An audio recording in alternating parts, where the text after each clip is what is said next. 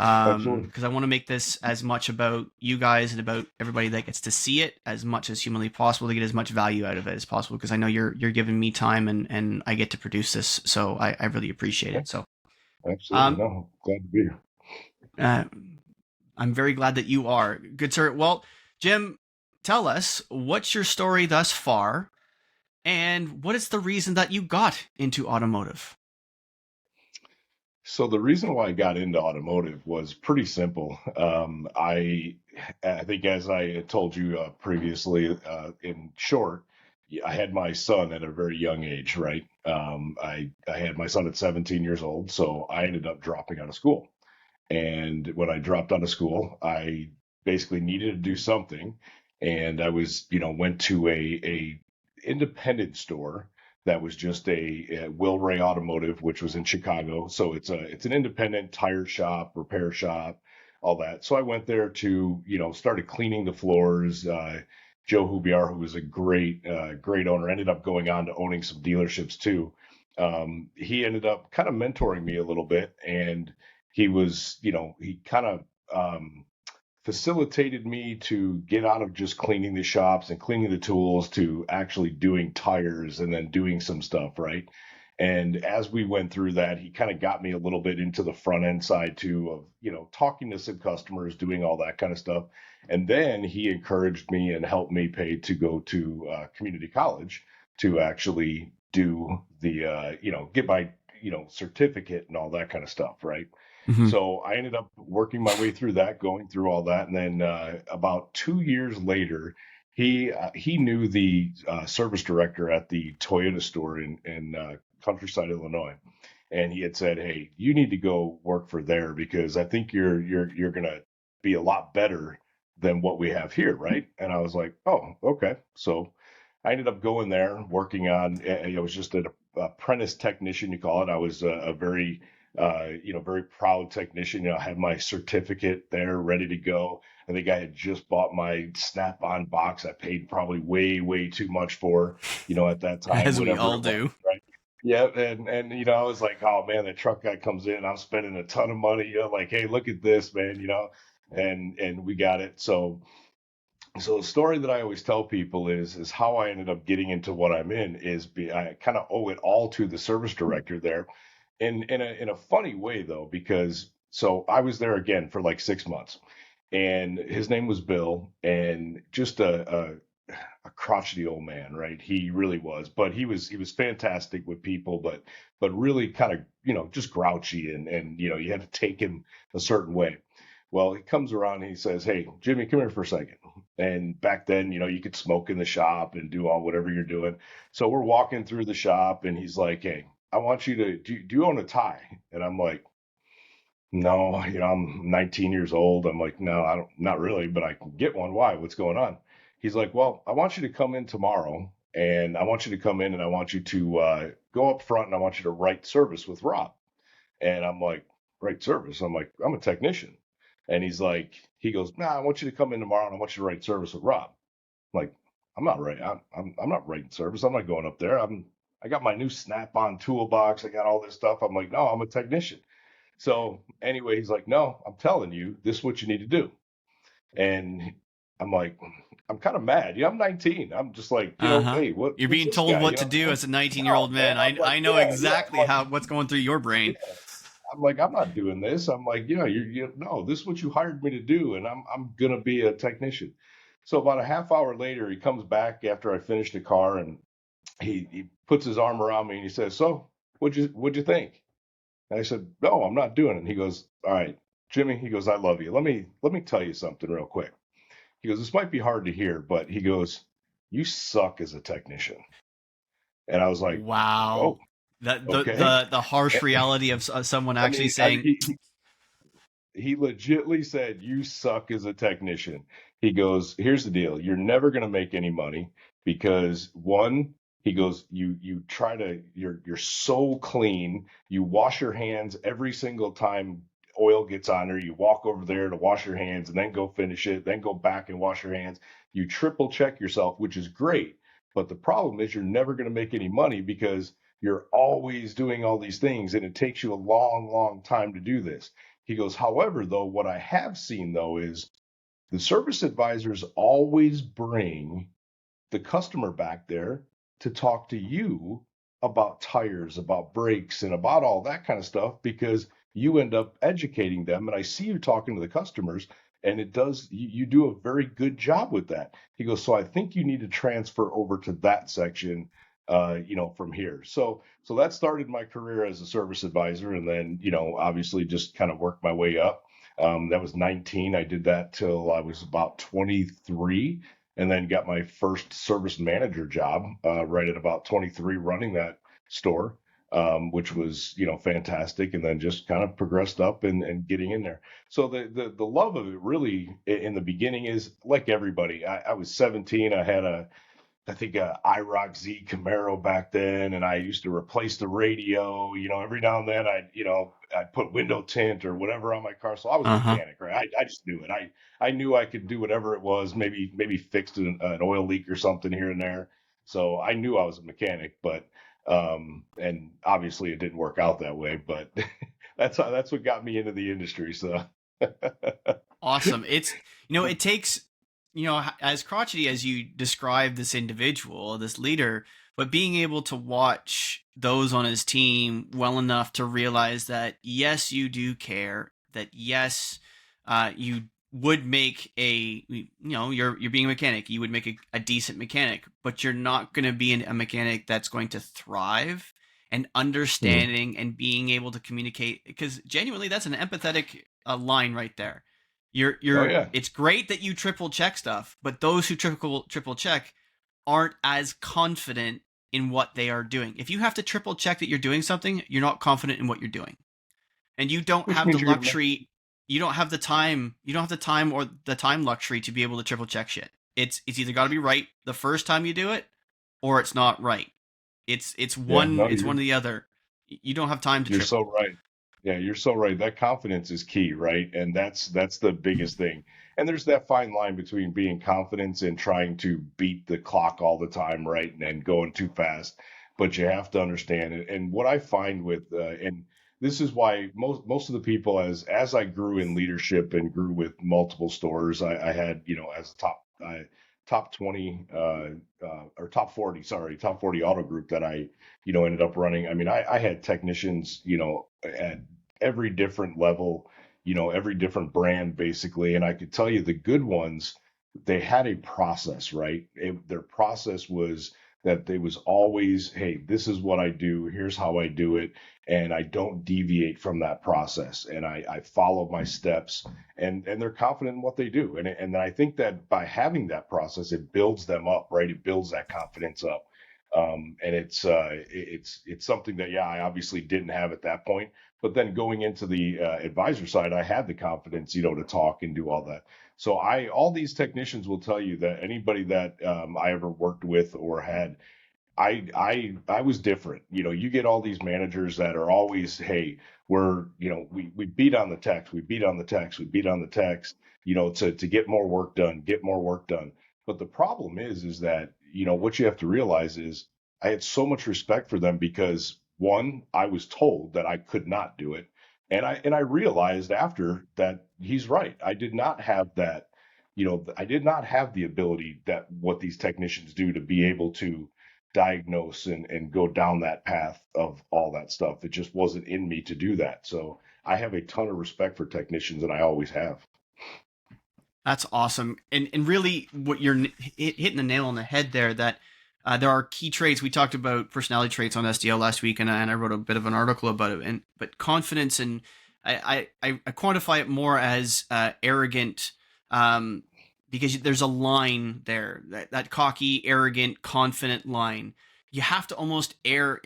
Confidence as a technician has to almost err on the side of arrogance, because you have to be able to cut the bullshit out that's around you to get the jobs done. You have to be cocky Mhm. enough to say, I can get that done, even if they've never done it before. And there's that air of it. And the really, really, really great ones are the ones that are uh, confident, erring on the side of arrogant, but you don't know that it's arrogance.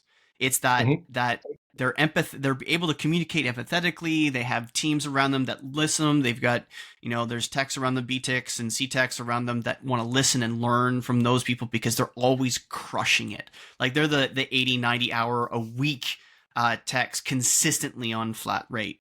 They might have a bad Hmm. week here and there if they happen to get a really challenging diagnostic or a really challenging warranty labor time on let's say a long block or whatever the case may be. But those are the ones that we want to further and promote and somehow copy as mentors, because we want to cherish their experiences, and try and devote that to the rest of the team. Right? You've seen and grown teams around you. You know that those are the top tier unicorns that you want to. If you could hit the copy paste button, you would. And creating Absolutely. mentors out of them is the best way to not only keep your staffing full, like you want your team full at all times, but having someone like that that's willing to lead, that's willing to mentor, that's capable of doing that and turning hours, that's a invaluable asset, right?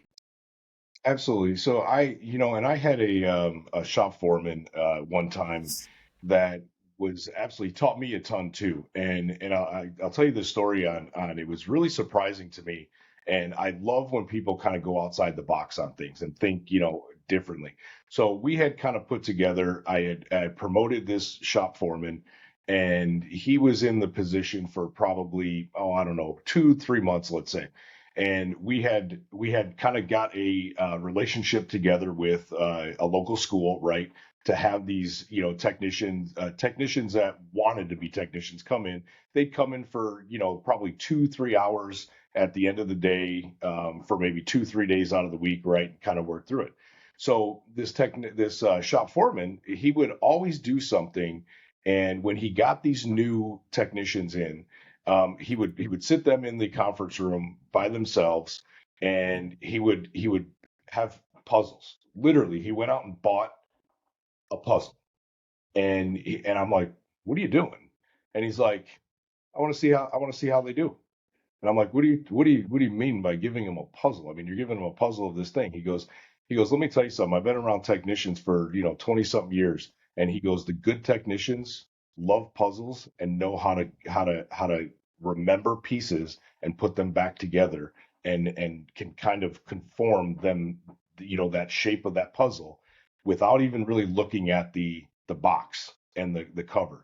And he goes, the ones that can do that, he goes, I know they have the ability to actually be a really good technician. It was really surprising to me because it was something new that I've never really, but it makes sense though, if you think about it, because what technicians do, being able to put something, take something apart, then put it back together, it really did make sense to me on how he did it. And he really thought outside the box on that side, which was really, really cool. And so I did a lot in his stores, in the stores that I had.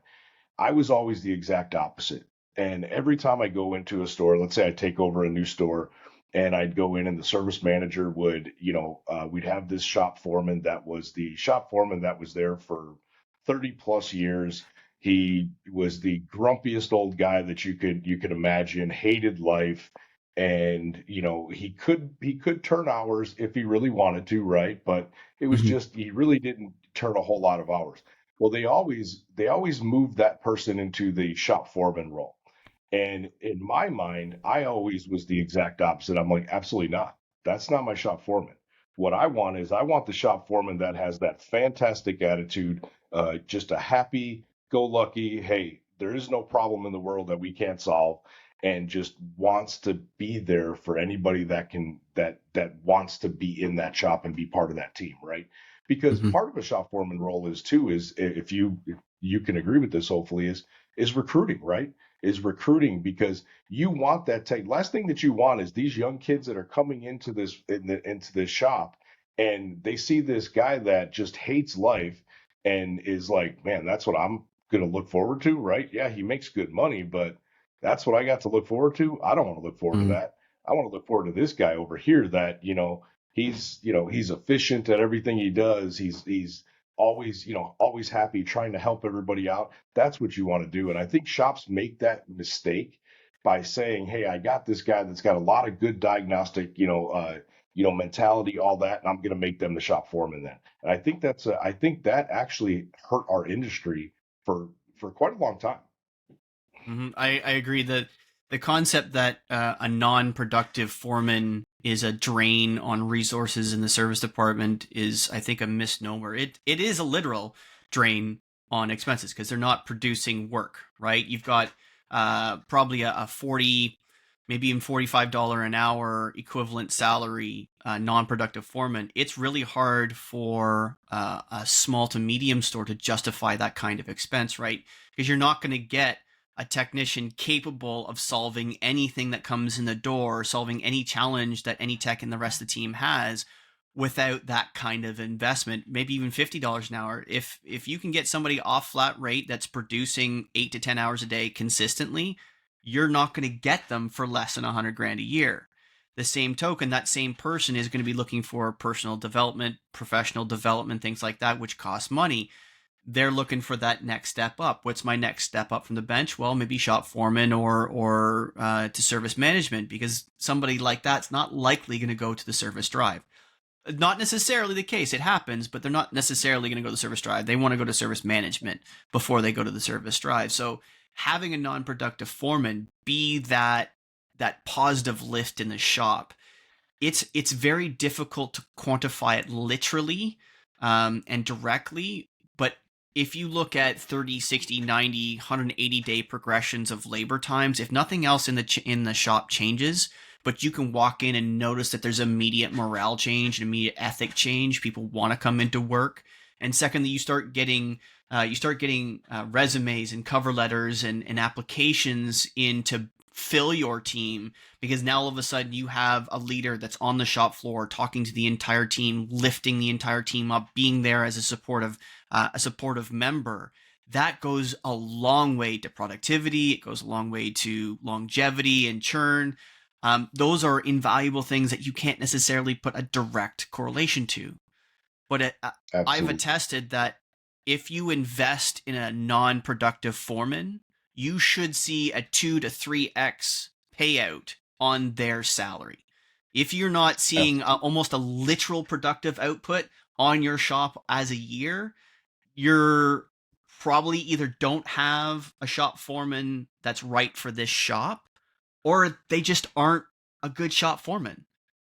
A good shop foreman will give you that lift. I'm sure that you've Absolutely. seen it. I've seen it. I've seen a shop literally on its head from going from a poor shop foreman to a great shop foreman. It's Hmm. you can almost cut it with a knife in the shop, right? Yep. So No, you're absolutely yeah. right, because I think that's part of the part of the misconception, and what a lot of these, let's call them, and well, I'll pick on GMs today for this, right? Because the GMs really don't understand that sometimes, and we all, the holy grail of the gross profit percentage, right? That's what we Mm-hmm. all go for. And don't get me wrong, it's a very, very important number, as every number in our industry is important. But at the end of the day, though, that productive, I always cautioned as a consultant and everything, when I walked in and I'd see this shop foreman. Well, they call him a shop foreman, but yet on part of his pay plan, he still had to be 100% productive, right? Well, okay, so how is that person going to help and go and do all the other things outside there and make sure that we're recruiting people in, we're making sure these guys are happy, right? We're making sure that the tools in the shop are there, right? Because the things Mm-hmm. that we don't see and we don't understand are those things like, hey, every time a technician goes to the the tool room, is that tool there? Is it in the right place? Has it been broken for 4 months and we didn't know about it, right? Because nobody tells you about it. Well, these shop foremans, all of those things come into effect and create efficiencies that we don't see we're losing by not having that shop foreman that is actually in there. And you're absolutely right. We have to make sure that if we're gonna put these shop foremans into a productive role and make sure that they are producing, then you're really you're gonna see the negative effect continue on later, and you're never gonna see the true 100%. power of what that. You're never gonna see the true power of that shop foreman either. It's just never gonna happen. Agreed. There are so many little things, like one of some of the things that are on the Registered Wellness Survey are almost all completely alleviated with a non-productive foreman. If you like, Hmm. when technicians respond to the survey and they give zeros to I can perform at my best, zero. The tool room is adequately supplied, zero. The communication devices in the shop are adequate, zero. When those things are zeros in the shop, you have a non-productive foreman. They can do updates, they can do software updates, they can do a once a week round of all of the laptops or all of the iPads or whatever, and say make sure everything's updated, make sure it's working tip top, so that everybody that goes to video MPI, it's ready to rock. They don't have to do an update before they do an MPI. They can go to the laptop, make sure all this Windows is updated and all the software for GM is updated. That way they can go in and be as effective as possible when they pick up that laptop to do a diagnostic. They can be doing this tool room with the apprentices, making sure that the tools are put back every day, making sure the AC machine works, is clean, is ready to rock. A non-productive foreman alleviates the 3 to 5 of the things in the top 10 for the wellness survey. A non-productive foreman fixes. Just fixes. And if they're not fixing it, it means you also have a non-productive foreman not doing their job, or they're not the Hmm. right suited to that role, right? And I think as service leaders out there that have had poor foremen get the distaste in their mouth like a poor tech. It's the same thing. If they're not doing their job, you think, foremen aren't worth it. Well, have a great foreman and see what happens. It's just as positive, if not more positive, than it is detrimental to the shop. You get a really bad foreman, you take the entire shop down exponentially. But you have a really great foreman, it's exponentially better for the shop, right? They can be that figure that people go to talk to, and it's not necessarily just, I'm having difficulty diagnosing this misfire on this 2023 Chevy. Like, it's a um, I'm sorry, I'm going to be late tomorrow morning. Why? It's like, I got to take my kid to school. All right, don't worry about it. What do you mean, don't worry about it? It's like, I'm going Hmm. to be late. It's like, don't worry about it. I know you. You come in, you're consistent, you work hard. I don't care if you're 15 minutes late because you have to take your kid to school. Just get her done. When you get in, see me so I can write on your ticket. It's like, all right, thank you. Hey, I'm really struggling with this. Like, what are you struggling with? Well, I can't figure this out. What are you actually struggling with? Being able to take the minute to breathe, to listen, and have that conversation with somebody who truly needs that conversation. A productive foreman, one that has any quota at all of producing work, is never going to say that. And if they do, it's harming Correct. themselves. And if they do have a productive quota of their part of their salary or their compensation, the rest of the team is going, are they telling me this because they just need to get back to work? Are they don't do they not care simply because they got to put their money in? Are they getting the better jobs because they can and they have the influence? Right? Those are the kinds of questions that come up when you, as soon as you put any productive quota on a foreman. So, Well, let me what tell would you you, say? if What would you as say you is the said, biggest detriment to that? Right? What would you say is the biggest detriment? I mean, I would agree. So I'm gonna back up a little bit though, if I can, real quick, because I think the biggest problem with this is, and it all stemmed in its service management, right? And Mm-hmm. I'll get away from that shop foreman. It's gonna tie back into it. So it's the service management side right now that where the biggest issues come from. And it's because of the fact that, let's step back, when I became a service manager back in the day, right?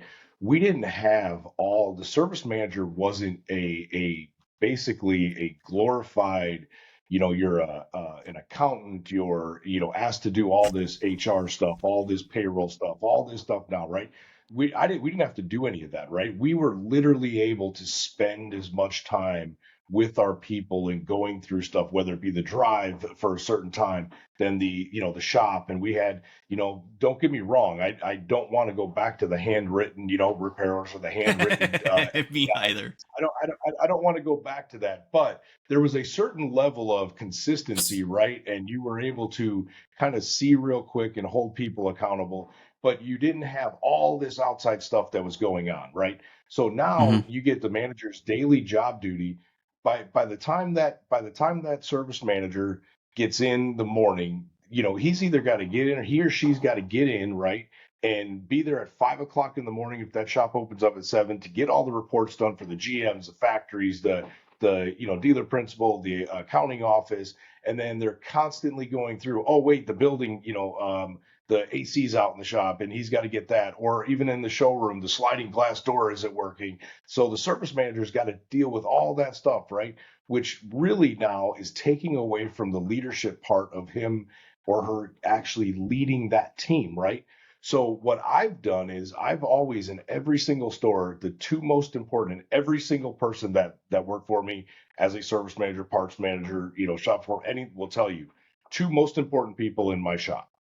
That is what I call the SDPMs, which is a service drive production manager, and then my shop foreman, which I technically call the shop production manager, the SPM, right? Mm-hmm. Okay. Those are the two most important people in my shop because now that service manager but job descriptions are they can either be a killer or they can be a huge asset to our industry, right? And we don't create an absolute perfect job description for these people and say, this is what you handle. Here's how you're going to do this. We just blanket it like you had said before, right? Mm-hmm. And go back to that productive person because you could take the exact same thing for the SDPM and the SPM, right? And you could say you can't really have both of them being more productive because the reason why they're the most important people is because that service drive production manager handles everything from the drive forward, right? And they take care of everything, all the customers that are coming in, the production that is on that service drive. So then the SPM, he handles everything in the backside of the shop. And my technicians, they always knew, hey, if there was an issue with parts, right? They go to the SPM. The SPM then goes and takes care of it so they can continue to work. And then if there's a dispute with the service advisor or anything like that, that SPM goes to that SDPM right there, and then they handle it, and then they communicate it down so that there's no loss of production from that service advisor to that technician in that shop because they're handling those two things. And the That's service manager, beautiful. I call it the 80-20 rule, right? And if this gets screwed up, this is where you got a problem. The 80-20 rule is a service and parts manager, they need to be spending 80% of their time needs to be spent on tomorrow. Okay. Mm-hmm. 20% of their time needs to be spent on today. Now the SDPM and the SPM, 20% of their time needs to be spent on tomorrow, 80% of their time needs to be spent on today. And when you screw that up and you get lazy service managers then that start pushing a lot of that duties and all that stuff to the shop foreman, to the SDPM, all of a sudden that gets screwed up. And then now your shop, you're not you got issues with loading the shop, you got issues with appointments, all that kind of stuff. You have a huge issue. So it really stems back from that service management that can hold that leadership structure in there and have job descriptions and hold them accountable. And I used to have a meeting, it was 3 times a day. I had one first thing in the morning, middle of the day, and then at the end of the night with those two people together, because then between us three, we knew everything that was going on in that shop and we could make a decision on what to do with it. Beautiful. That's our first mic drop there. I like how you've broken it down. I've not experienced this. I've not experienced this because in all the shops that I've been either a tech in, led, or in different roles, because I was tower at a Mercedes store, a large Mercedes store. We never had something like that. The shop foremen were always they're basically firefighters, full-time firefighters, right? They ran all the co-op students and the apprentices, and Mhm. they ran all the challenging stuff, but they never did anything about production. That was completely Mhm. devoted to us in tower to make sure that the shop was moving. They used X time exclusively and hardcore. The service manager was on the ball every minute of every day. He knew how many appointments we were. He knew every car that was coming in the shop, whose car it was, knew everything about that in terms of total production. But we didn't have somebody on the floor making sure constantly that was in that role. The shop foreman didn't do that. We were doing Mhm. that as tower, but we were also trying to book work because Yep. we booked all of the work in tower, the two of us, for all the cars. So like 120, 130 cars a day. It was just two of us booking the work. Now the advisors finished and closed off, to make sure that their pricing was right. If there was something communicated that wasn't already written on the work order, like if they had a discount to give, or there was some touch up to do, or something like that. But they always closed. But we did all the booking in service, so Yeah. it's a little different. I like this SDPM better because it means that you have somebody both in the drive and on the shop floor, completely dedicated to making sure everybody gets work, everybody gets it done, and dealing with the challenges of the people on the floor. And you Yeah. have parts and a service manager making sure that tomorrow is supplied, so that when tomorrow becomes today, the SPM and SDPM are taken care of and they can do their job presently. And I like how you Yeah. use the 80-20 rule in there. That's beautiful. I love using 80-20 rule Well, because it's so effective. and the biggest thing is, you think about this, it's all about efficiency, right? And it's all Mm-hmm. about pushing. So that SDPM, SPM, they're paid the exact same way. So Mm-hmm. both of those two people are paid the exact same way. So they're driving forces together. So now you know this as being in the shop as much as you are, and being a good technician. What ends up happening is you get a service. Let's go your typical route that you usually have, right? You have your Mm-hmm. service advisors that are out there. They're writing up. Then you might have an electronic dispatch system that dispatches, but that's only as good as the people that are watching it and going and getting the ticket and grabbing that, right. Or you have a dispatcher that is the angriest person in the world because it's the worst job in the Usually. world. I always say, they're hated by everybody in a sense, right? But what happens is now all of a sudden you get this. Let's call the service drive. We get it in here, and we have two cars that are like, oh man, these we got to get these cars in. These are things that are priority. We got to get these in. So they now call back to the SPM. They tell them, hey, I need to get these two in. Well, that SPM knows everything that's going on in that shop right now. And then he's like, all right, Johnny's got that car right there. But you know what? That can hold off real quick. So let's pull this one behind it. Let's pull that one in. They're doing that. Now you're not going back to that technician that is working on that one car and saying, hey, can you do this for me? And can you pull that in?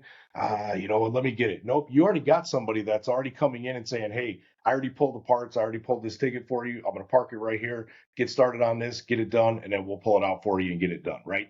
And then on the flip side, if there's an open stall in there, which everybody will tell you that knows me, open stalls are a four-letter word to me, right? If I walk through the shop and I got an empty stall, that's a problem. Why do we have an empty stall in there, right? I don't care if it's a flat stall or not. It's a problem. So now that SPM is saying what? He's calling up to Mike up front and saying, hey, I got two empty stalls, so get me something. I don't care what it is. Get me something. I'm on it. Let me figure it out. Now they're going through, whether it's used cars, whether it's customer cars that are waiting for parts, we have them in there. They're always making sure that those stalls are going. And you have those two people concentrating on it, right? And then that service manager and parts manager are being briefed 3 times a day to make sure to see what they can do to help, right? What can I Mm-hmm. do to help? Put some things in. You need me to do something, go through there. So there's a ton of communication in there. So if stores don't do that, they need to think about doing those positions. 100%. And this goes back to, you brought up how important service management is. This goes back to my number one rule when I coach technicians. Like, if you're not making enough money, you need to find a high value leader. There is, Mm-hmm. if those of you turning wrenches listen to this right now and listen to what Jim just said, do you feel the passion in his voice, Round? Do you understand that this gentleman is doing everything humanly possible to ensure that you're not just making your 8 hours, you're making 10, 12, 15, 16 a day, making sure that every stall is filled, which means that somebody's making money, making sure there's a car parked behind. If you're capable of doing two at once like that, a high value leader is going to make sure that there's enough people, resources, and cars to make sure that you have the money to be made, right? Energy begets Mm-hmm. energy.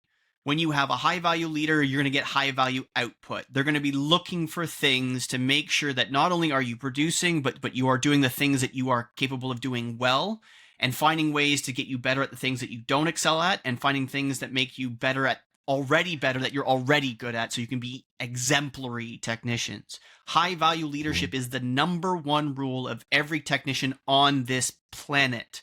If you are not making your 8 hours in an 8-hour day, you need to find a better leader.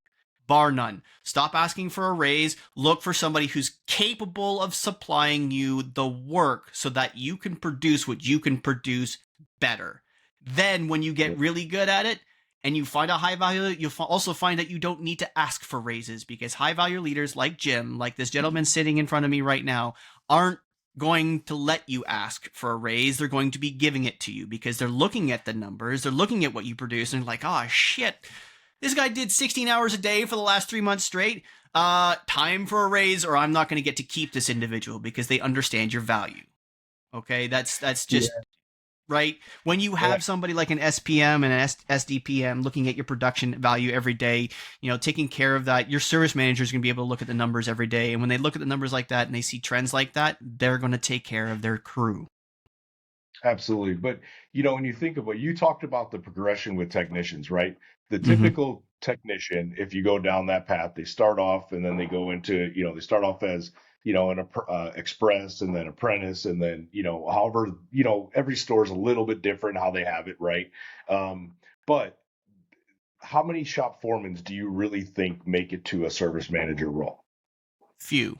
Not very few, right? Because of Mm-hmm. the fact that it's there's never that setup. But what this SPM role does now is it is giving them more, because remember what I told you that they're doing. They're paid the exact same way as that service drive production manager, right? And they meet 3 times a day. But what are they going over? They're not just going over that. They're actually learning the financial statement, because we're looking at the numbers, right? They're seeing that stuff.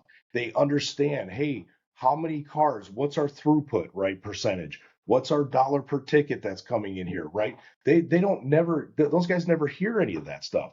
And they never, so when they go into interview for a service manager job, when it becomes available, all of a sudden these GMs start throwing out, well, what do you think is a good dollar per ticket? What do you think is a good, throughput percentage in the shop? What do you think is good here? They have no idea. Well, then they're all of a sudden, wow, I don't want to teach these guys this. I don't want to do that, right? Well, that's because we put them at a disadvantage. So now that's why we pretty much never really had an issue. We always promoted within. We tried to as much as we could, right? And Mm-hmm. I was with the group that I was with over the last 8 years, we very, very rarely ever hired outside. We always promoted within, because what did I have? I had two potential candidates in every single store that we could potentially pick and go to, right? And now you also have those people under them. They see in the shop that, ooh, okay, Johnny just got promoted and went over to the Volkswagen store as a service manager. It's a small store, but he got the opportunity now, right? So Mm-hmm. now those people underneath them as a technician are like, wow, man, I want that position, right? What do I need to do to get up to that position, right? Well, number one is attitude. And I always say it. I don't care how much you book, I don't care what you have. Attitude is key to getting to that position. Because if you can't keep your composure comes when the fire is on, right? And I always tell them that. That's when I can tell exactly when somebody has what it takes, because when you know it as well as I do, when all of a sudden you got 50 cars coming in at once and you got it, do you just break down and do you either shut down, or do you start screaming, or do you say, hey, take a step back, let's dissect this real quick, let's look at what we got, and let's push it through. Everybody stay calm. Here's what you're going to do. Here's how you're going to do it. And we're going to get it done. Those are the people that can get there. But now we have that tree, that what I call that tree, that level, that you're giving them that hope that if I do what I need to do, man, I don't have to stop at a shop foreman. I can become a service director. And then once you become a service director, you can become a fixed op director, right? And you can kind of go down that path. And you had brought up the whole money side. That's a whole different discussion on that side, Mm-hmm. right? Because I think the pay side is what I hate in this industry. And we don't need to talk about this for very long. But what I hate is I hate what I call and it's you're basically you're giving the ability. It should the pay structure should never be put on one person individually. It should never. It's an emotional pay raise, right? And I never want any person, whether it's an advisor but technician especially, and I mean this, is because I do not want the service manager to be able to dictate what a single person gets, because that can be an emotional thing. Because I could have Johnny that has less experience, okay, and produces a little bit more, but doesn't get the jobs, but he also hangs out with Mike, the service manager, and he's making $2 more an hour than Josh is at, getting the harder jobs, doing all this. But Josh is very quiet, doesn't he just puts his head down and does it? Well, the service manager doesn't hang out with him. So now you got that emotional pay raise, right? Because this Exactly. person is dictating what they get. And I take that out. I hate it. It's based on, hey, how many certifications you have, the experience that you have, and then your performance bonus based on that. And I don't care. I don't care if you're a 5-year technician or you're a 20-year technician. Guess what? You're going to have the ability to make a ton of money if you do what you're supposed to do. And that's part of the reason why Section 1 of the Wrenchers Wellness Survey is completely devoted to production and income.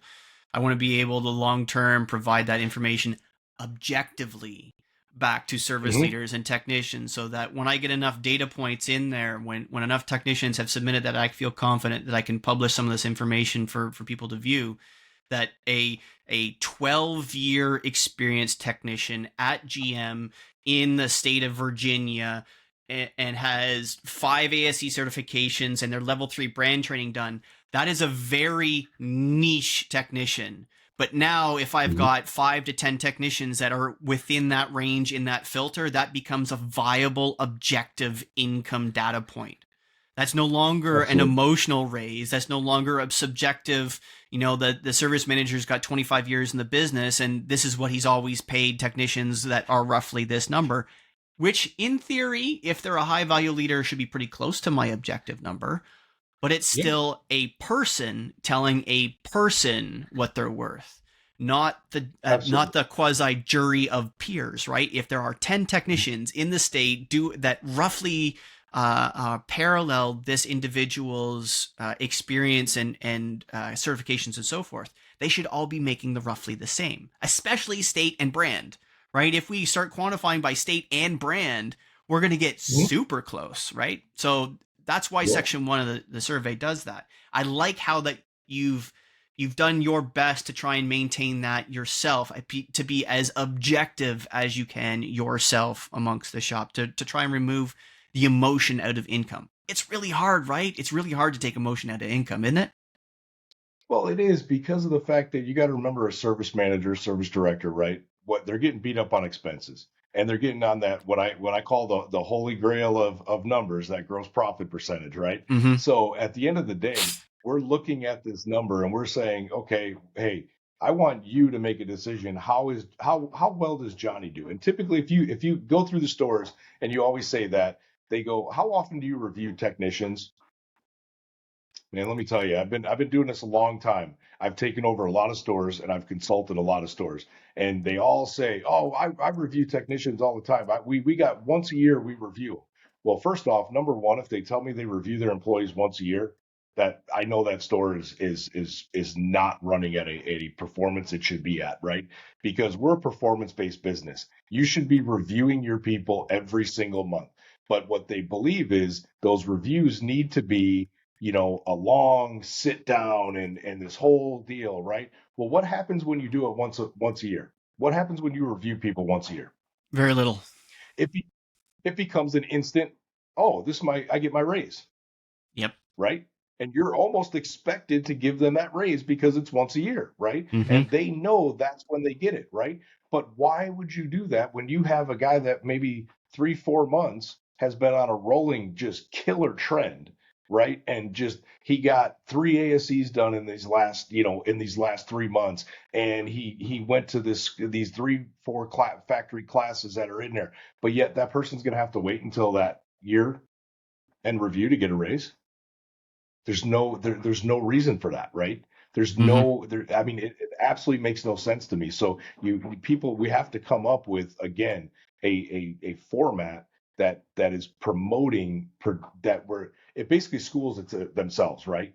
It, Mm-hmm. it levels the playing field for everybody, and they know exactly what they have to do when they do it. So they're coming to you and they're saying, "Hey, yo, man, I get my raise tomorrow, right? Absolutely, man, awesome job." And Exactly. and you're That's the career and path, not right? many That's a service managers written and want that. verbal career path that you're talking about, right? Yes, Right. exactly. Job And description. It's got to be there. it's and you go, your and job description is really basic. Like what you're talking about is really simple, really easy, but it's not done nearly well enough.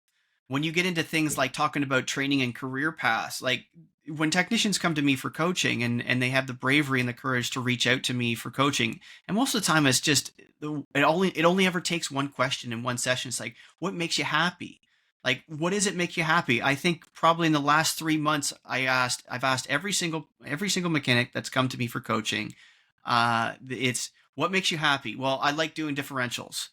Well, just ask to do more differentials. How many differentials do you in the shop? Well, we're in an area where there's lots of off road guys, and they come in, they blow rear diffs, and they don't have the time, energy, or whatever to do it on the weekend. They'd like to go out and off road on the weekend, like Kaylee Filio was recently in a Bronco.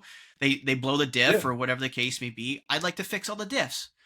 Well, Hmm. have you told anybody to do that? Yeah. No. Yeah. Well, And tell your foreman, tell your service manager that you want to do all the differential or at least all the driveline stuff, the transmission and driveline stuff to get better at all the driveline stuff. You're going to make more money. It's yeah, that absolutely. simple.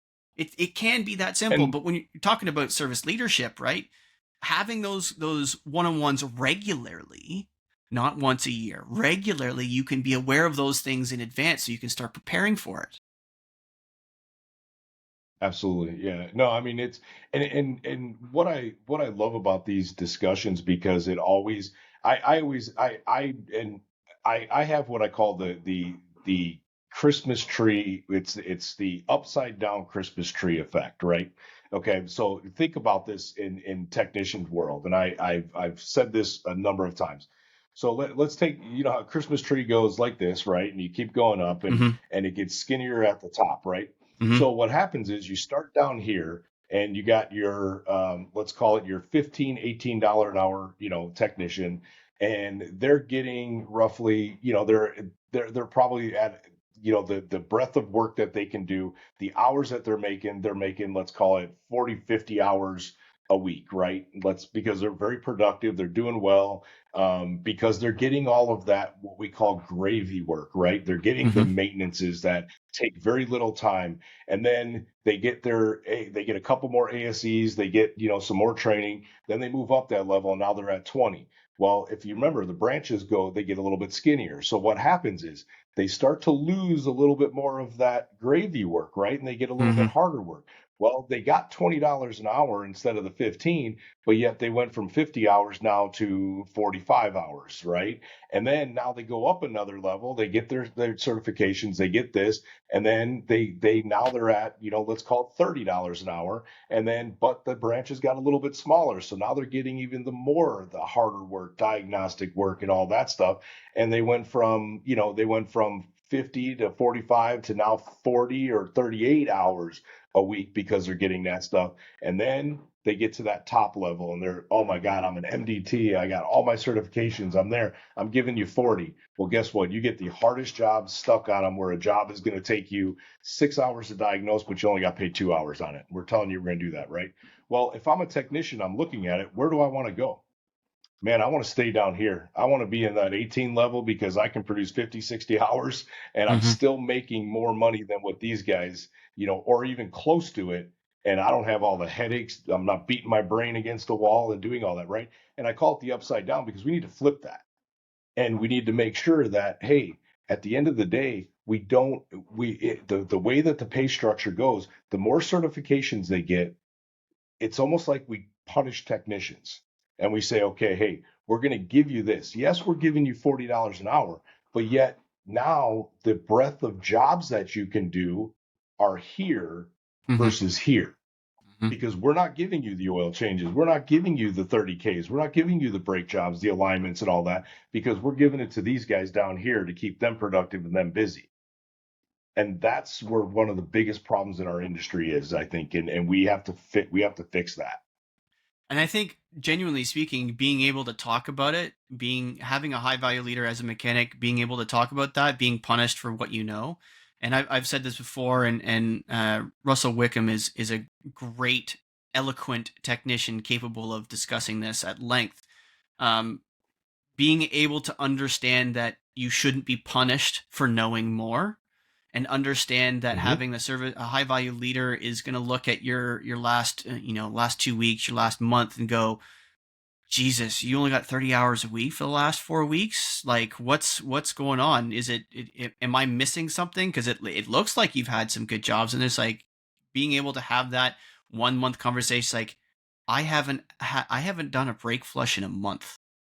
I haven't done Mhm. I haven't done a brake service. I haven't done a 30K or 40K brake service in 6 weeks, and a service leader going, okay, okay, that's got to change. We got to make sure that the ERO is set up properly to make sure that your mix is coming in right. We're going to make sure that we got eyeballs on what you're doing every day for the next little bit to make sure that when work is dispatched to you, it's a little bit better balanced, because I don't need you brain dead after 5 days straight doing nothing but challenging deep six 5 module loss diagnostics.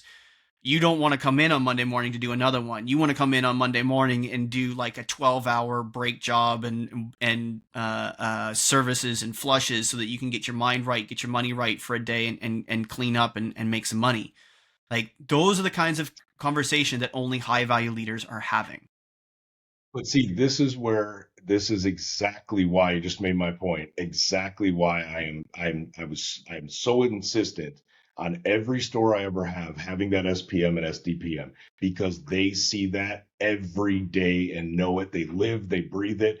They know that this technician's been stuck on a couple jobs. So you're not waiting until the end of the pay period or two pay periods and then going through and saying, hey, why are you low on hours? Well, because I haven't gotten any, we'll call it gravy, right? I haven't gotten any gravy work because I've been doing all these. No, these guys already know that. So these guys communicate and he says, okay, hey, he's had these last two. Guess what? Now it's going to go over to him and we're going to get there and we're going to get this throughput going in there, right?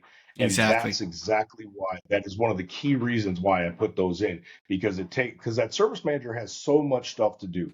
And I'm not, and I'm hard on my service managers. I am, because I want them to know everything about their store. But the problem is, if they don't have the tools set up for them to be successful, the service managers as well, I'm saying, then to understand and know everything, they can't know all that. I don't care who they are. They can be the best in the world, say I track everything, I do all this. There's only so much time in the day, right? You can't be that admin, that HR, that all this stuff, and still understand the dispatching in the shop and understand where everything's going and how it's going. No, you're reactive is what happens. And we make these reactive decisions, and we need to be more proactive. Well, the only way to be proactive is that 80/20 rule, right? And 100%. making sure that we have that going in there. And I read an article. This was about 2 months ago.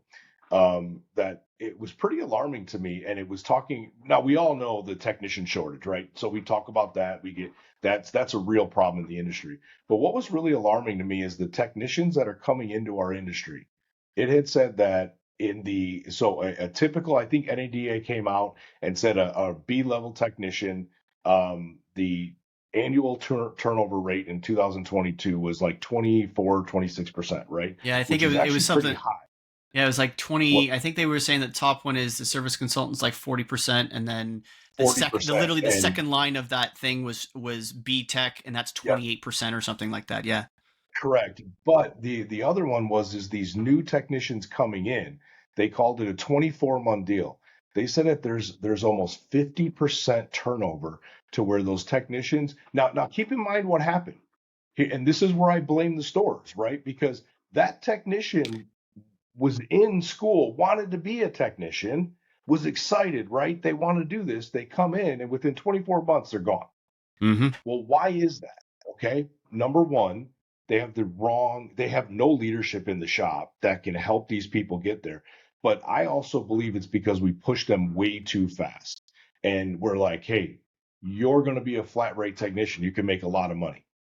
Well, that technician now, they see it in their mind and they're like, man, this is fantastic. This is awesome because I'm making a lot of money because they're doing the easy, they're doing the breaks, they're doing all that stuff, right? And then all of a sudden, after about a year and a half of that, then they start getting a little bit more jobs. Start getting a little bit more. Well, they had no training or experience in this diagnostic stuff, right? And now all of a sudden, they're overwhelmed. They can't do it. So that now all of a sudden they were making 100 hours, let's call it, or 60 hours in that week, right? If they get paid weekly, 60 hours. Well, now it's dropped down to 30. and that's At within the 2 years, same and they're pay. pushing them at the same pay, correct? Because Yep. they were okay with that pay. Because remember, they were okay with this 16, $18 an hour because of the fact they were making so many hours Mm-hmm. because they were doing all this work. And then they start throwing it in there, and it's like, okay. So that's pretty alarming to me to see that stat was that high, and that shows that there is a lack of leadership in the shops. Agreed. And I think there's a couple of things that go into there, and service managers are on so much pressure to produce and make sure that their GP at the end of the month is hitting on target, and make sure their revenue is hitting on target, and their dollars per RO, and so on and so forth, as well as hiring and so forth, and keeping the ranks full. That we've lost sight, and this is where I think some of the states, because I think some are somewhat still adopting this mantra, but the apprentice, like, we're Mm-hmm. talking about a trade. Mechanics, it's a Mm-hmm. trade. And Mm-hmm. 50 years ago, and still in here in Canada, it's still an apprenticeship. You have to get hired at a dealership or an independent shop, and you have to be registered as an apprentice, and you have to do a certain amount of hours of work quantified by the employer and the government. You have to do it somewhere, and that hours, it's not 1,000 hours. It's not 6 months. It's right now it's 7,200 hours. It's like 6 years, right? It's 5 to 6 years worth of hours. And Okay. here in Canada, we have a booklet that we have to fill out and have our mentor or our teacher or whoever in the shop sign off on that we've completed these series of jobs. And there's lots of jobs in there. And without having that mentorship, like a journeyman, have like this is the whole point. Smiths still do this to this day, and there are sushi chefs in Japan that go through 5 years learning how to make rice. Right? We're talking about an apprenticeship program to teach mostly young people how to become a successful, safe, efficient, and productive mechanic in our trade. That is not something you can do inside of 2 years, right? You can train, you can give somebody all the certification in the world, all the ASEs in the world, you can send them to all the brand training, and you can coach them up, but you are not going to get an A tier tech in 2 years. Period, bar none. No matter how much that they say they can produce, because I've talked to them.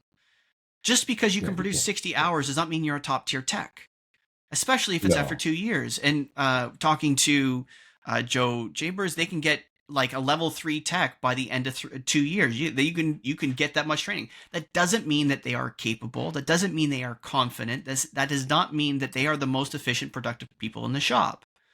Right? It's Correct. just not. So making sure that leadership understands that bringing someone new into your shop requires time, energy, and effort to not only train them, but to teach them what it is to be a mechanic. Understand that there are going Mm-hmm. to be good days and bad days. There are going to be good weeks and bad weeks. There are going to be challenging repairs. There's going to be easy repairs. How to cope with that day to day, deal with the anxiety of looking at something that you've never looked at before, putting a multimeter on it that you may have only used a handful of times at that point, and that you still need to figure out why the damn thing doesn't start. You need to work together, maybe with your baymates, maybe with your shop foreman, that you need to figure out step by step of that diagnostic tree what each is.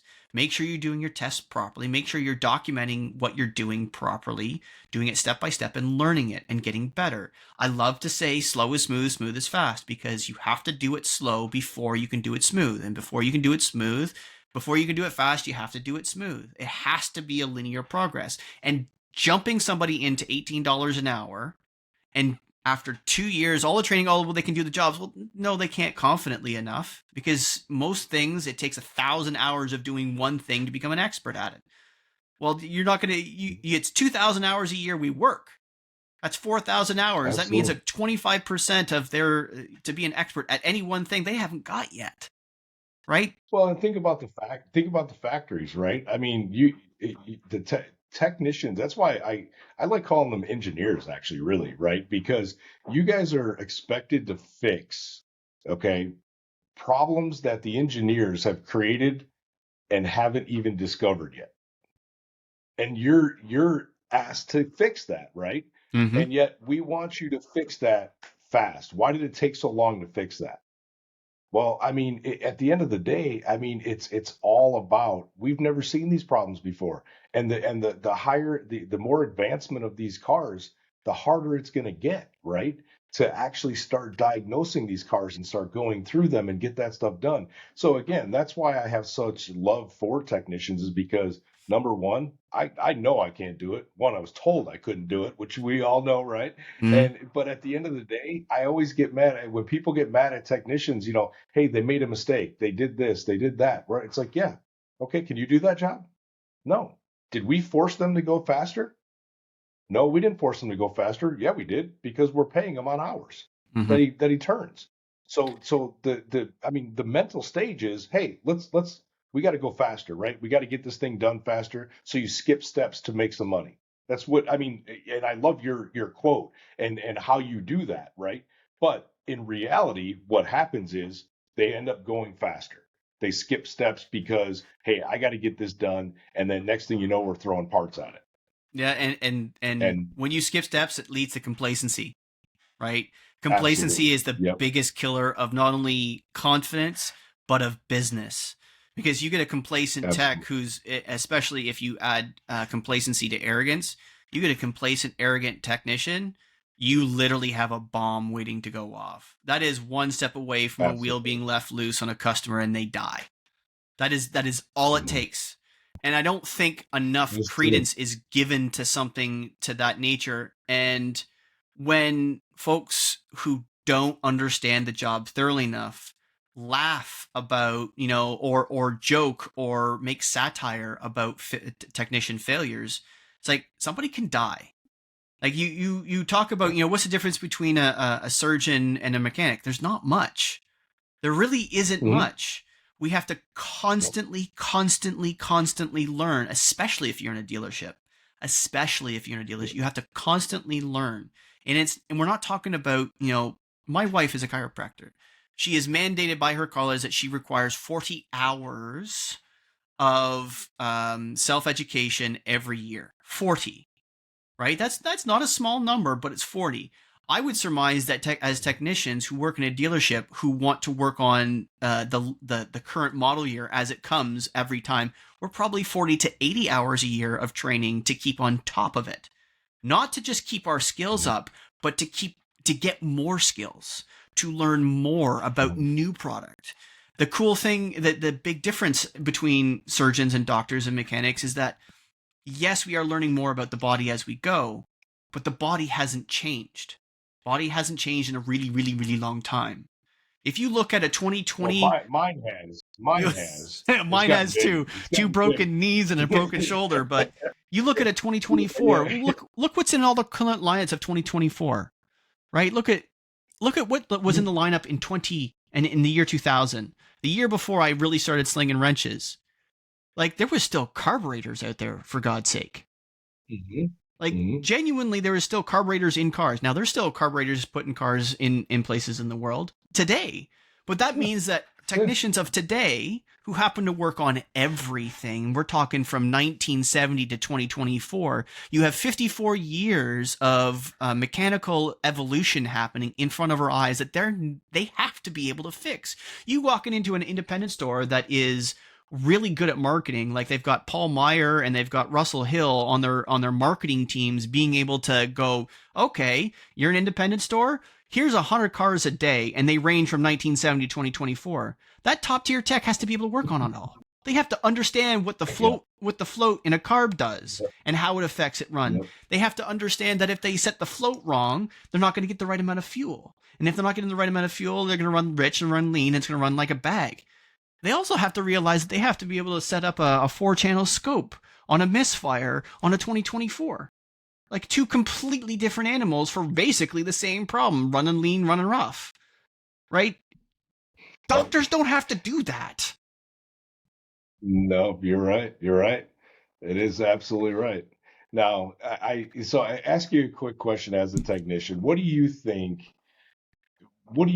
the biggest hurdle is for a technician right now in let's say for producing, let forget the training. Let's say we got a full shop of technicians that are Joshes and they're trained. What's the biggest hurdle for technicians to make a good living?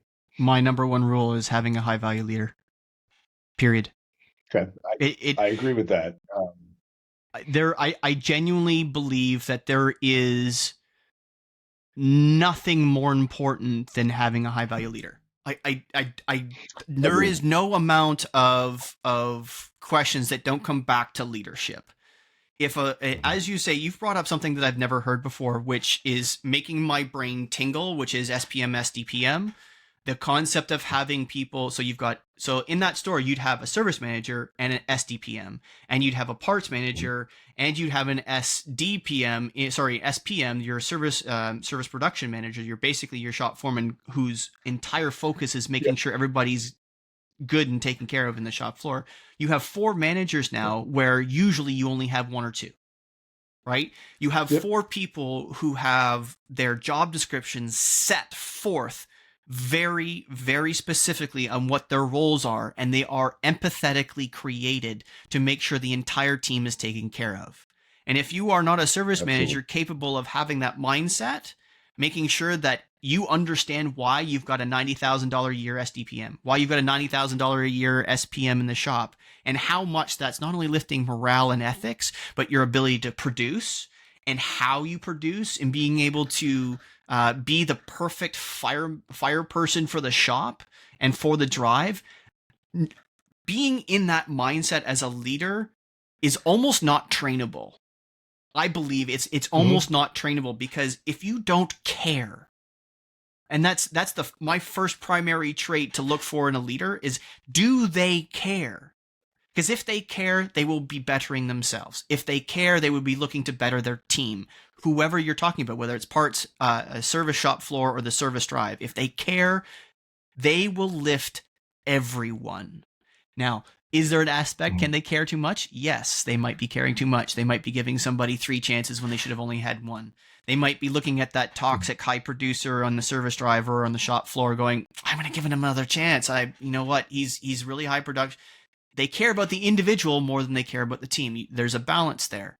But high value leadership and the high value leaders that care, that would be the biggest hurdle. Once that's crossed, once ownership and GMs and DPs look at that as a primary focus, if their service leader doesn't care, they're not a high value leader. But get a high value leader in there and see what happens to the shop. Like Yep. it's miraculous in my opinion. I agree with you, and I think the reason why I asked you that question, and I would agree with you in the terms of the high value lead. I love that concept, but to me it's turnover, right? And what's killing the shop is the turnover. You just said the number that we all read because it just came out, right? 40% on the service drive, right? Mm-hmm. And what is that? What is the reason? And I know we always say, oh, and I absolutely hate when people make excuses and say, it's retail, it's a car business, you're going to have turnover. No, the turnover is you have that turnover when you don't have a high volume leader, right? But again, what I do and what I wanted to do and what I've always done, and thus the reason why I started what I did was because I want to take away some all segment the things for people. Not I don't want one person handling everything, right? Let this person handle this section, right? And I'm gonna go to the used cars. So I always dummy this down for GMs and I say, hey, why do you have a new car manager and why do you have a used car manager, right? Well, why don't you just have one? Well, the thing is they concentrate, and then what happens is, well, you have your salespeople, and if those salespeople are struggling to get that sale, what happens? They call it, they take a turn, right? And then that sales manager goes in, and he takes that turn, and he helps them go through that, right? Well, same exact thing on the service drive. So whoever takes a turn for a 100%. struggling service advisor, how do we know that the service advisor isn't confident enough to celebrate flush, isn't confident enough to sell a tire and overcome why the cheap tires that are in a you know I don't want to say mom and pop. I shouldn't put that in there, but why they have these these aftermarket tires that are so cheap. They're not confident enough in selling the value of what we're doing, right? And why we have these things. So now you have that SDPM. That's their job. Is they monitor and they see, okay, hey, this person, we watch all of these jobs by penetration percent. We say, okay, brakes, tires, all the safety related main important things, they're struggling. So guess what? I walk up to Josh and I say, hey, Josh, today anytime you have a tire sale potential, or you have this, come get me, and I'm gonna be with you when you do this. And then that person is going to go through and they're going to sell that job with that advisor, right? And here's what's going to happen is that SDPM now is going to sell that job, and that advisor is going to get paid for it, right? But here's the thing, they're only going to get paid for it for about the first 2 to 3 times. After that, the SDPM then is going to go to them and say, okay, now I've done this with you 3 times, and you should be good enough now. You should have learned enough now to be able to do this, because some people we know just can't do it. They don't have the confidence. They're never going to have the confidence. But at least now we have somebody concentrating on that confidence, because that's exactly what kills the shop. Is I always go through, it's that throughput percentage, man. What is my throughput percentage per stall? Because that is the number that is key to everything in that shop, and it's killed by the long approval waits, the no, the authorizations, right? Are we actually selling, and our penetration percent's pretty high? And if they're not, who's concentrating on it? Service manager's never concentrating on it, right? Nope. So that is why we have to get that turnover down, because as these people get more seasoned and experienced, your shop just miraculously starts to change. Mm-hmm. Right? It's because of the fact that we have people concentrating on certain aspects. Exact same thing with the SPM, right? That SPM is going to take that turn for a technician that is struggling on a job. Now he's not taking the job. He's going with them and saying, "Hey, here's what I want you to do. I want you to follow step A through step C, stop at C and come get me, and you're going to tell me what you got. Then I'm going to guide you to the next step," right? Because now they're forcing that person to go through those steps, as you had said before, Mm-hmm. right? Follow the steps, go through it. Okay. Slow is good sometimes. So go through those steps. But they're taking that turn now and they're forcing them to do that. But what is it also doing in the backside? It's giving them confidence, because they know they have a leader that's in that shop that is not going to be pissed at them because of the fact that they're struggling. They need help with this job. They need help with selling this job. They have somebody, they have the confidence that I got somebody behind my back that's going to help me do this. 100%.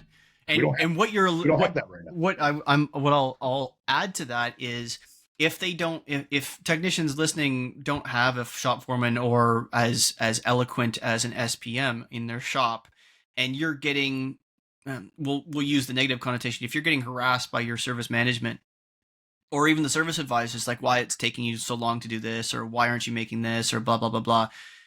If you haven't been in a coaching session with me, you won't have heard me say this. So in this circumstance, I'm going to say it. You need to get out a notebook or use your phone. I don't care which, or the desktop that's in front of you. Make a notepad and start documenting the time between the time. Okay. Jim brought up this really great statement here in a second ago, is the long wait times. We find ourselves as mechanics with a job on the hoist, the wheels off, trying to sell a brake job or trying to set a set of ball joints or whatever the case may be, and you're standing there in your stall. You've already finished off the maintenance. You've done everything else you possibly can, and you're standing there waiting for somebody for approval. You need to start documenting that time, because dollars to donuts, you haven't punched off the maintenance. You're still running time on the job, because otherwise you'd be on to the next job, right? So you're running time. Now that time is no longer documented as work that you're producing. That's now unproductive time that you're running time on. Write down the time that you are spending between the time you're doing work. If your hands are not on the car, you're not making money. It also means if your hands aren't on the car, you aren't making the business any money. Write down what you're doing in the time between the time that you aren't making money. Like, had to go to the tool room, had to spend 20 minutes looking for a tool. Document it. March 26th, 10 a.m. to 10:15 a.m., looking for a special service tool number 5576. Write it down. Because one of the big key ingredients to many service managers, when they ask you, why aren't you making time? Well, I had to do this and I had to do this. Oh, well, you're just jerking around. Well, no. Flip into my notes onto March 26th. Hey, March 26th, I looked for a tool for 15 minutes. It was this tool.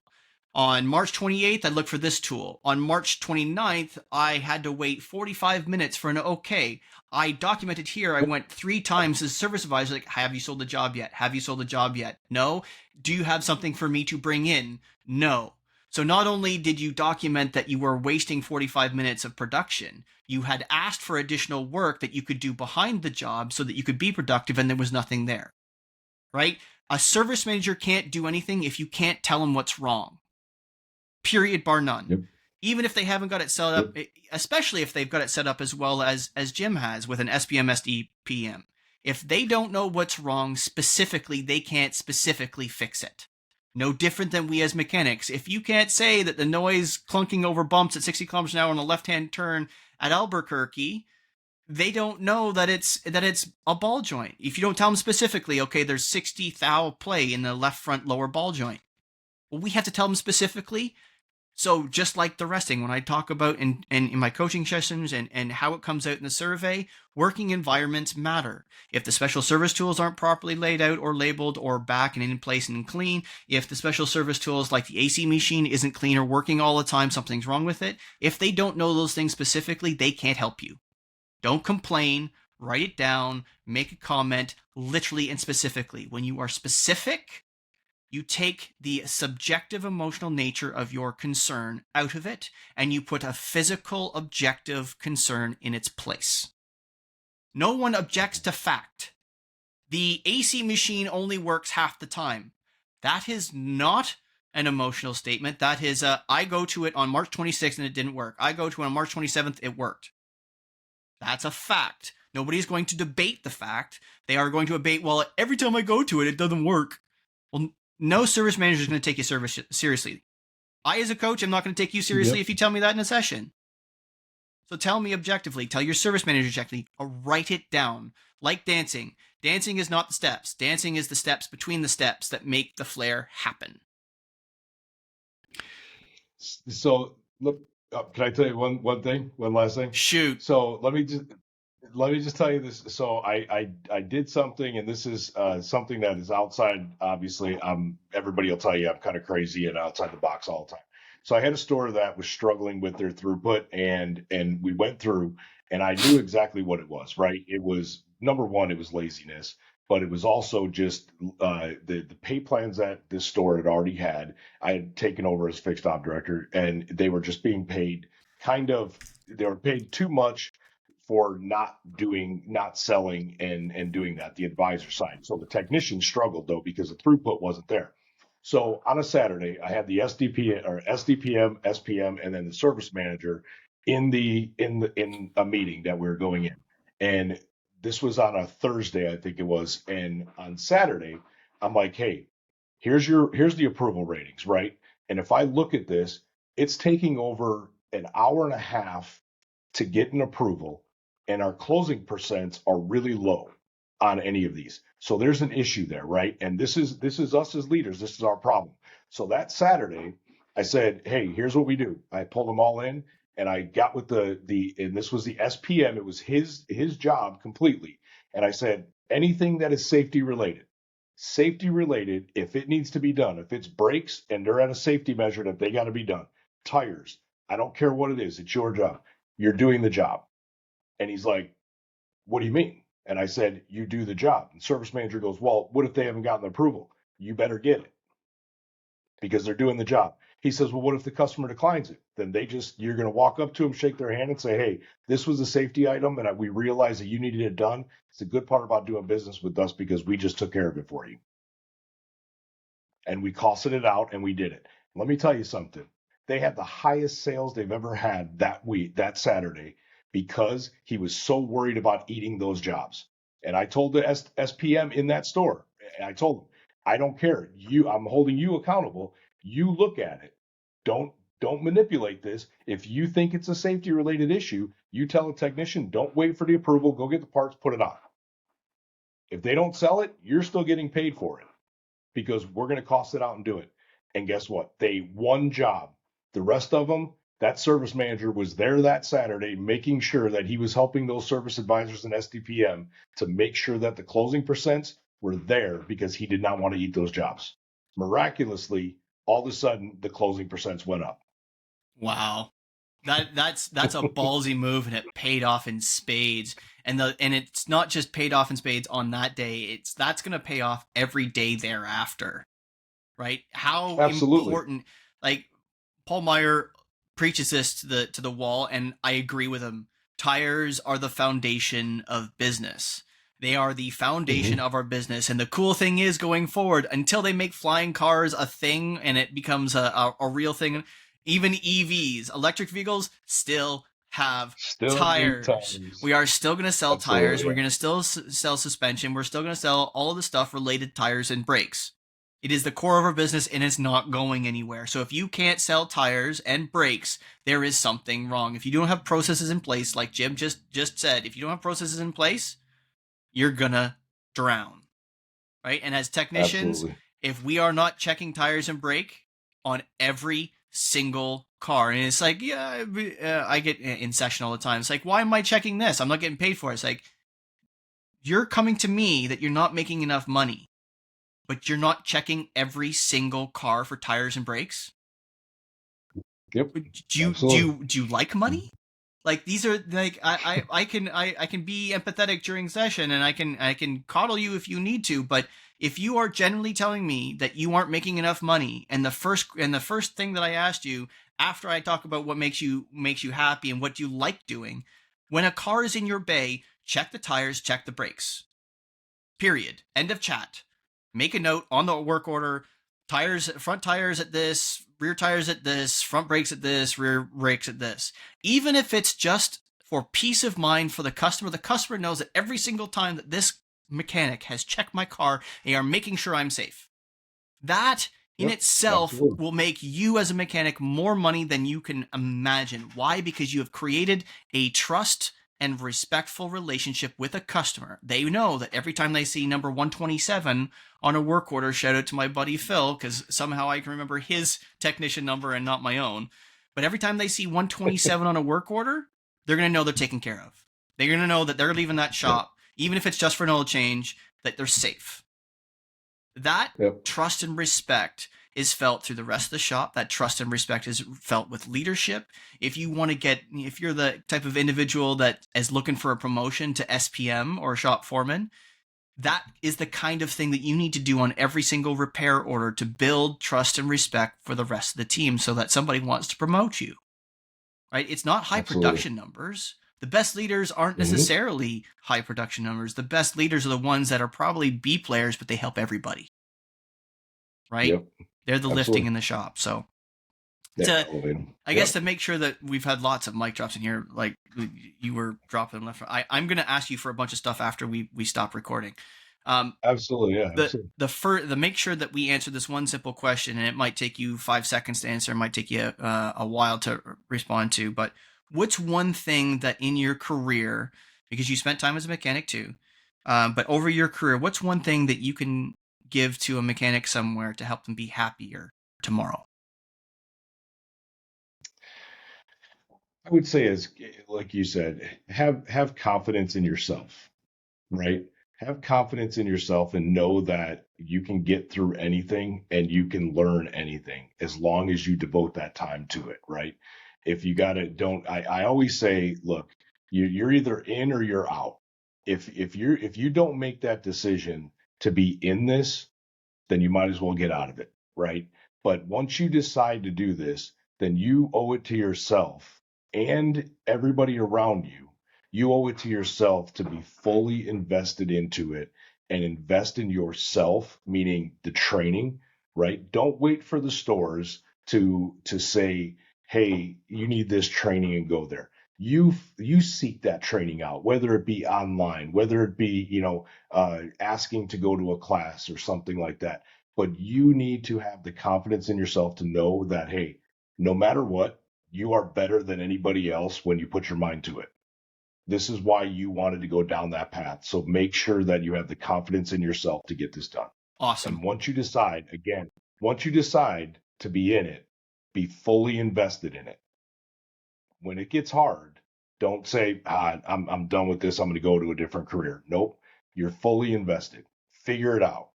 and you'll basically fly higher than you ever thought you were going to fly before. Commitment. Hmm. Absolute commitment and Yep, persistence. it's a great Awesome. word. That's Hmm. yes, we need to make sure that the folks listening understand that once you get into this, no matter how challenging it gets, I know many folks that have left automotive and they find themselves longing to come back no matter how challenging it is, technicians Hmm. included, myself included to a certain degree. When you commit to something wholeheartedly and you get challenged and then you want to leave, and then you, even if you do leave, you find yourself, you committed to that, you find yourself longing to get back and to finish it out, or get back Hmm. to it. Commitment, confidence, have the confidence to, that's, yeah, that's pretty big. Hmm. That's pretty big. I mean, why was Michael Jordan? And I always use it because I come from Chicago, right? Mm-hmm. So why was Michael Jordan? Michael Jordan got cut from his sophomore team in high school, right? Because he wasn't good. But what did he do? He committed to getting better. He stayed later than everybody. He shot 1,000 shots a day when everybody else was out doing things because of the fact that he was like, nope, I want to be the best. His competitive edge was better than anybody else's, and everybody needs to have that competitive edge to say. And when competitive, that doesn't mean cutthroat. That doesn't mean push people out, do any of that kind of stuff. Competitive edge means I'm going to be better than the guy next to me, but I'm also going to help that person get to the point that I'm at because we're all better together, right? And everybody in the shop is going to be better together. Whether it's even though it's still competitive, you want to, don't ever lose that competitive edge. And I tell people that. We always say, hey, I have people that never wanted to display the hours in the shop. Why? I want people to see what everybody else is at, right? And if I, as a leader, can talk to them, if I have a technician that comes to me and says, hey, that person right there, see, that's not fair. He got 90 hours and I'm only at 60. As long as I, as a leader, fully understand those hours and know why that person is higher, I can then talk to Josh and say, hey, Josh, here's the reason why. Because that person eats at his box, his lunch, right? Not saying he should, but he decided he wants to eat at his box. He takes the time to make sure that he's fully devoted to what he's doing. You're on your phone, you're doing all this stuff, you're going at the parts counter, standing there for 10 minutes, talking to these people and doing all that. How much unproductive time, and I liked what you said, is take the notes on, and it's not always about that. You said take the notes on the non-working stuff, right? That you had said. I can't remember 100%. exactly what you The had said, time between the but time. take them on yourself too. Yep. But take them on yourself too, because that will also explain to you and see when you do that roadmap, you're going to be like, damn, man, I'm losing almost an hour and a half a day of production on non-productive stuff for my own point. Mm-hmm. Okay, now we can talk about the store side too, but fix yourself first and commit to yourself to being the best, and then you'll never have to look back. 100%. Self-reflection Hmm. is one of the keys to leveling up. It's a really Absolutely. big key, and uh, few that have session with me take on the commitment to better themselves in that regard. It's usually, well, the service drive sucks, or the service manager sucks, or whatever the case may be, and they want to be very victim. They want to be victim, and many don't last Yeah. more than a session. They've got the courage enough to ask, but then they realize very quickly that they have to do some really hardcore self-reflection first to realize that they might be their own worst enemy, right? Reflecting, like, how much time are you spending doing this? And that's why I tell them all, you got to write down, I need a notebook for you every day. That way, when, we meet in 2 weeks, this is what we're going to go over. We're going to go over your notebook. I'm not going to go over what you passed or failed on the shop floor. I don't care what you can and cannot fix. Like, that's to me, that's not important, because that's experience and training. At some point, you're going to be able to fix that faster, but that's only with experience. I want to know the time between the time. I want to know who you're talking Yep. to, why you're talking to, what jobs you're getting, not because of what you're fixing, but what jobs you're getting because of whether you like them or not.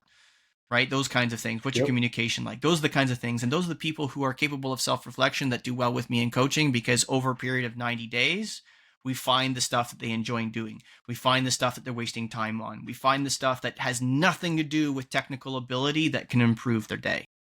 right? Those are the Absolutely. people that are capable of self-reflection and being humble enough to say, okay, this is where I'm fucking up, or oh, this is awesome. I'm excelling in this area. Let's do more of that. So on that note, Absolutely. Jim, 100%. is there anything that you want to promote? Is there somebody you want to shout out to? Is there a new product or service coming that we need to know about? What say you? Well, I'll give a shout out to you, Josh, and thanks for having me. It's been a pleasure talking about this because you anytime talking about yourself always is hard, right, in that side, but it's been a fantastic technician is the technician world is always a really exciting thing to talk about because I think we need to do a better job, but we also need to focus on what we have today in there. And also give a shout out to SDL, right? Because that's how I met all you guys and get down that path. As just a quick, if anybody needs to ever get a hold of me or do anything, it's Jim at chameleonlimited.com. We have started a revolutionizing program for fixed operations to do exactly what we had talked about today. And what that is to basically condense all of that, the numbers, the reporting, and figuring out where the issues are at, who's struggling and whatnot, to be able to see it instantly right there so you don't have to spend that time doing it. So now you can actually spend time with your people and processes to focus on what matters the most. Stop working in your business and start working on your business. Absolutely, 100%. Perfect Awesome. saying. And I'll make sure Yep. that when we make the post and this goes out, I'll make sure people can link to you and find you and find so on and so forth information about your business and so forth. So we'll make sure that that's available to anybody Absolutely. listening. Well, Jim, Will do. Appreciate it. thank you very much. I appreciate you taking the time. Absolutely. That was great. So to all the folks listening, have a great day. Have a great day. Bye, Josh.